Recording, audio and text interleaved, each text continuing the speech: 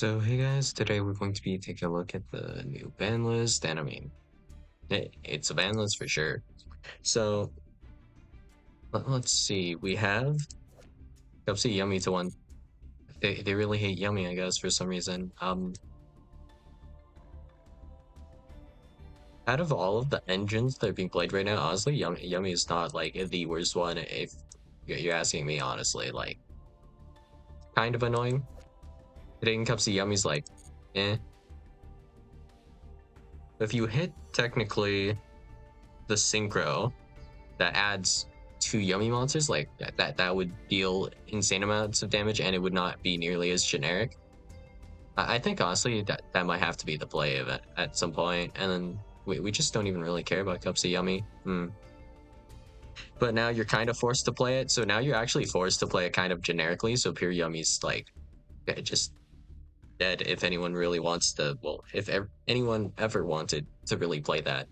So now you gotta play it that way. So honestly, in that sense, this is technically a bad hit. I mean, depends on perspective. If you just say yummy, like this is a good hit regardless. But I argue it could be better. Stake your soul to one. I mean, yeah, I'm thinking about it. And this card's kind of ass anyways, to an extent.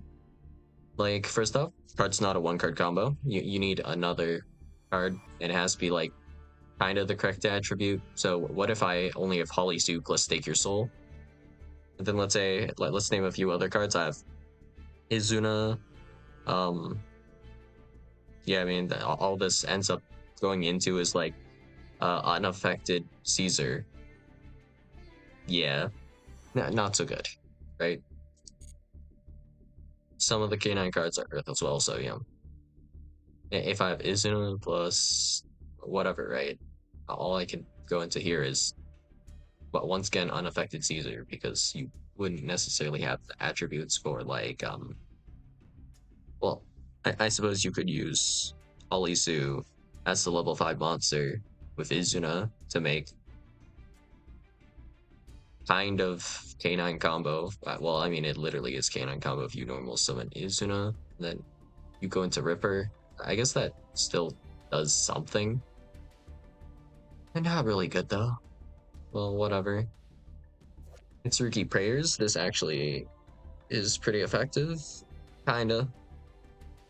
So, with Mitsu combo, technically, now that I think about it though, this doesn't actually affect if you were playing specifically like Radiant Typhoon with like Mitsurugi, kinda, unless you need to like draw two and then discard prayers.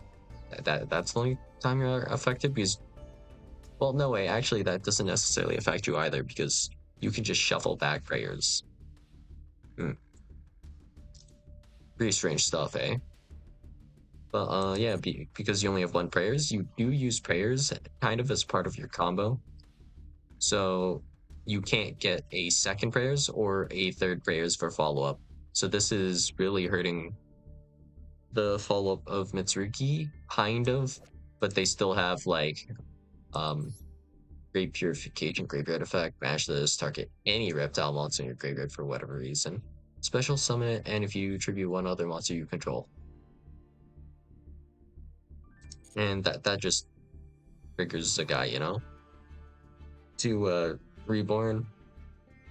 So we can just bring back Murakumo for like another kind of ghetto Omni, and then a whatchamacallit, a my brain's like fried. Raigeki, right? So that's about it, you know, with the Mitsurugi stuff.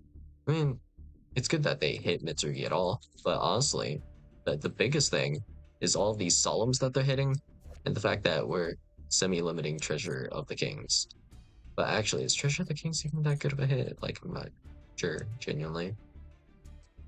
Not sure how much this actually does. Because the amount of consistency this deck has is just kind of stupid. So, you can go normal summon the man with a mark, and then this grabs you, Temple of the Kings, or one spell trap that mentions it from your deck. and either add it to your hand or send it to the graveyard so we can add Treasure of the Kings. And then if we do Anubis, the Last Judge, this allows you to add man with the mark. So the mana consistency you still have is pretty disgusting. I guess this has the effect of when this card is activated, you instead one Apophis Trap from your deck. This is pretty impossible to interact with. I don't think you can even Ghost Ogre this effect, actually. And then we have this effect, which essentially adds man with a mark. And the man can add like another negate. So technically, if you start Treasures of the Kings, this is kind of just 2 Omni negates. Yeah. That's actually kind of annoying, right? And then with Dracotel, honestly, I don't even think you have to hit Lucius this hard. Just hitting Rahu is probably enough, honestly. Lucius, I feel like, is a bit overkill. Considering the fact that they didn't hit K9 at all, for example, right? But I guess K9's new, so it is what it is. Lucius seems like crazy hit, though. Let's see. What is Lucius's job, really? Lucius just adds 5 mana, right? And yeah, that's it. Pretty much, right? Even if you do like Ketu to search Lucius, this isn't combo. I don't know how much this actually affects the consistency with both these hits, because this is actually brutal. In terms of kind of like starters, though, how many do you still have? Kind of like, let's see, 1, 4, 7, 8, 11. So it's still playable, but that's a little worse than a bunch of decks, actually. They'll probably put some of these cards back to 2 or 3 later. Notably, I think the Dracotail ones, because they're not as generically splashable. But at the same time, you can just... Well, I mean, you have Branded Fusion as kind of a starter, so maybe that's justification for hitting. Because if you're able to play, let's say, for example, 3 Branded Fusion can then search you Ketu searches you Lucius, and then you can search by mana, and then go grab Rahu, and then it just gets you into everything off of a Branded Fusion, and then maybe any Dracotail monster in hand would do it, I guess, right? And the Solemn hits, honestly, Solemn could not be that efficient, honestly, in best of 1. So at one point, it shouldn't have even been like hit. But I mean, at this point, Stun is playing Solemns, and Solemns are just disgusting, especially Judgment. So if you have Fossil Dyna, or you have Skill Drain, or whatever Floodgate in the back, Solemn is able to protect both, which is disgustingly efficient. So let's say you have a spell card or trap card or something that's able to remove their back row. No, you don't. Solemn Judgment. You have a guy that can beat over my guy that prevents you from special summoning. Oh, no, you don't. I'm a Solemn that real quick. Actually, disgusting, degenerate deck playstyle, right? So if you look at Solemn plus, these cards and kind of their playstyle, so you're playing Dominus cards, and with those Dominus cards, you're able to kind of just generically negate whatever your opponent's trying to do, which is kind of disgusting. So one Solemn card, or not one Solemn card, one Dominus card, not too bad. But when you start chaining multiple of the Dominus cards and Imperm, it becomes pretty disgusting, because the Dominus cards do functionally work as Solemns.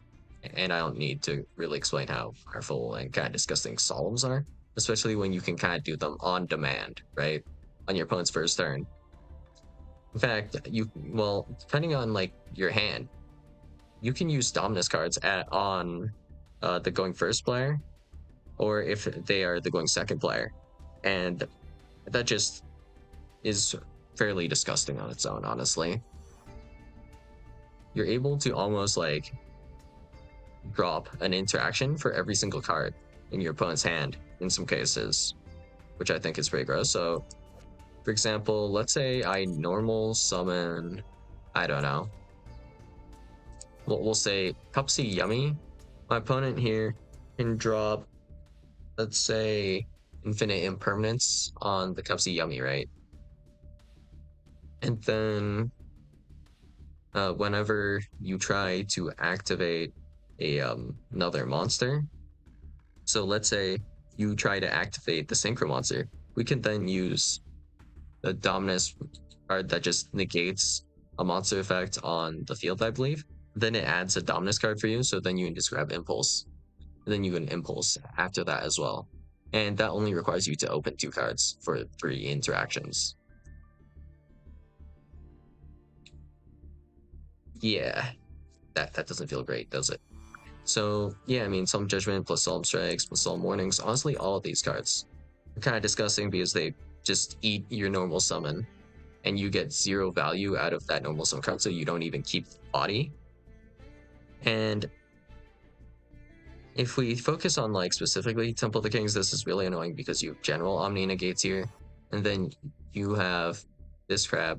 So yeah, I mean, what are you going to do about this when your opponent has like Solemns plus like actual Omnis? You can't out their back row. Like, what are you supposed to do about this? Like going second. There's actually one thing you can do specifically. It's kind of funny that there is something, but that doesn't really work against the Dominus card sometimes. It depends, but you need a deck where, for the most part, you're activating monster effects in hand. And that's about all you can really do. There's also, of course, mixing in like the Primite stuff, so you get access to Drill Beam as well. So it's like, how big of an impact is this stuff really? I mean, there is an impact because I suppose like this will hit stun in the future when it pops up again, or if it would have popped up again. So honestly, like the Solemn hits, not that bad at the moment. They were fine once. Unfortunately, that time is done out. Moving on, we have Golem that guards the Millennium Treasures back to 3. Well, yeah. Okay. The only thing this was used for anyways was like you would go the zombie vampire and then you would grab, well, not grab, you would just special summon anything, and then you would just go into like Fiendsmith combo or something. Yeah. Not a whole lot to say about Golem that guards the Millennium Treasures here. Does this count as... Oh, this is a continuous spell. So that doesn't even play around Dominus Impulse. Man, Dominus Impulse is disgusting. So yeah, that's all I got for you guys today, and I'll see you guys in the next video. Bye.